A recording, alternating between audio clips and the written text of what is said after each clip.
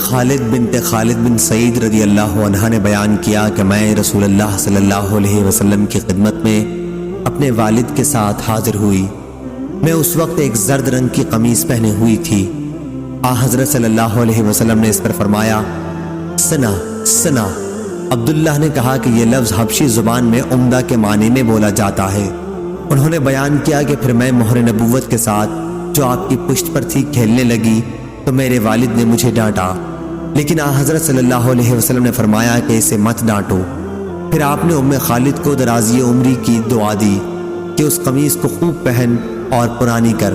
پھر پہن اور پرانی کر، اور پھر پہن اور پرانی کر۔ عبداللہ نے کہا کہ چنانچہ یہ قمیص اتنے دنوں تک باقی رہی کہ زبانوں پر اس کا چرچا آ گیا۔ صحیح بخاری حدیث نمبر 3071۔ شعبہ نے بیان کیا، ان سے محمد بن زیاد نے اور ان سے ابو ہریرہ رضی اللہ عنہ نے بیان کیا کہ حسن بن علی رضی اللہ عنہ نے صدقے کی کھجور میں سے جو بیت المال میں آئی تھی ایک کھجور اٹھا لی اور اپنے منہ کے قریب لے گئے، لیکن حضرت صلی اللہ علیہ وسلم نے انہیں فارسی زبان کا یہ لفظ کہہ کر روک دیا کہ کاخ کاخ، کیا تمہیں معلوم نہیں کہ ہم صدقہ نہیں کھایا کرتے ہیں؟ صحیح بخاری حدیث نمبر 3072۔ ابو ذرا نے بیان کیا، کہا کہ مجھ سے ابو ہریرہ رضی اللہ عنہ نے بیان کیا کہ نبی کریم صلی اللہ علیہ وسلم نے ہمیں خطاب فرمایا اور غلول خیانت کا ذکر فرمایا، اس جرم کی ہولناکی کو واضح کرتے ہوئے فرمایا کہ میں تم میں سے کسی کو بھی قیامت کے دن اس حالت میں نہ پاؤں کہ اس کی گردن پر بکری لدی ہوئی ہو اور وہ چلا رہی ہو، یا اس کی گردن پر گھوڑا لدا ہوا ہو اور وہ چلا رہا ہو، اور وہ شخص مجھ سے کہے کہ یا رسول اللہ میری مدد فرمائیے، لیکن میں یہ جواب دے دوں کہ میں تمہاری کوئی مدد نہیں کر سکتا، میں تو خدا کا پیغام تم تک پہنچا چکا تھا، اور اس کی گردن پر اونٹ لدا ہوا ہو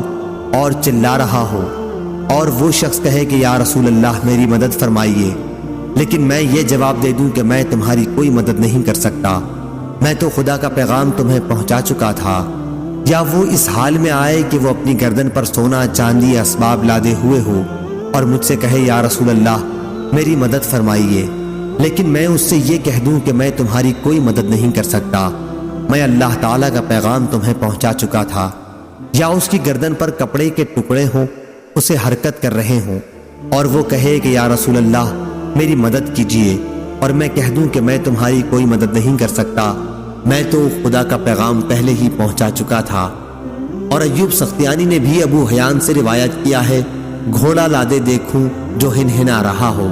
صحیح بخاری حدیث نمبر 3073۔